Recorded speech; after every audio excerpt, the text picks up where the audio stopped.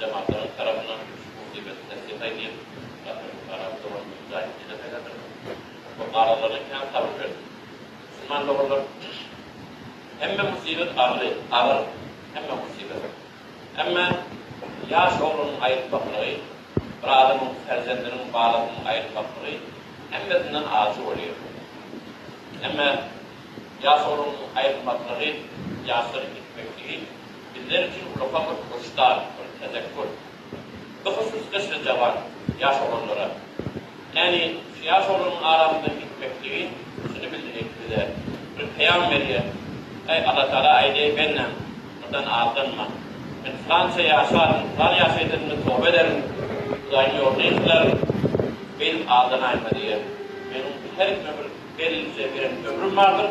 Şu gelenin son, bir saniyeler gayrı oluyor. Nedir diyeyim Allah'dır yukarı, bir de kurslar veriyor. Bu aydiye bir de adam bakın yerlerine haberdar olur. Oturan kurul yerinden haberdar olur. Yatanın kurulunda bu da ölümü yarmakla yadır. Buradan bir haber olmak ahıl olmak, ölüm hakka sallallahu aleyhi ve sellem ayettir. İnne min alamati sa'a en yadhara mevt fuj'a kıyametin alametinin rikit tarfataylı mevcut. Yani ahir zaman olanda, zaman-ı ahir gelende, kıyamet oluyorlarında bir defeyi ölüm olacak Müslüman olur. Açı ölecek, uçu ölecek, dal ölecek, yanı ölecek, daha drone yönetiminde ölecek, tarfataylı ölecek. O burada ölüm küfürlüktir kıyamet görüyor bak. Müslüman cemaatler, inançlardır bir de mi? Profanlık kuşlarının tezekkür, şada dünyanın musibetlere bağlı imanının alametinin bağlarının alameti yoksa değerinin kendim almışlarından. Yine de şundan bilenimle yeni yardım çıkmalı diyor. Bir şey yardım ne olmalı? Versen Allah Teala ne olur? Nice-i kelam Müslüman ne olur?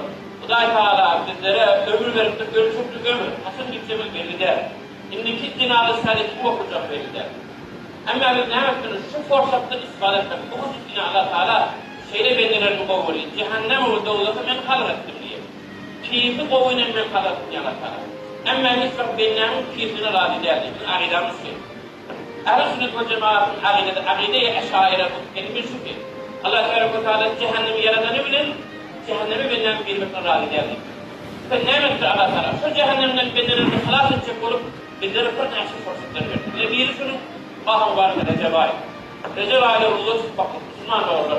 Benim hem Allah'ın selameti kalan musibetler hem senin ibadetin küpeliği, imanın küpeliği ve baham var mı küpeliğin ay boynunda pardon ruhu var, ona amade bakılıyor. İnşallah bu ayetler ruhu tuttu.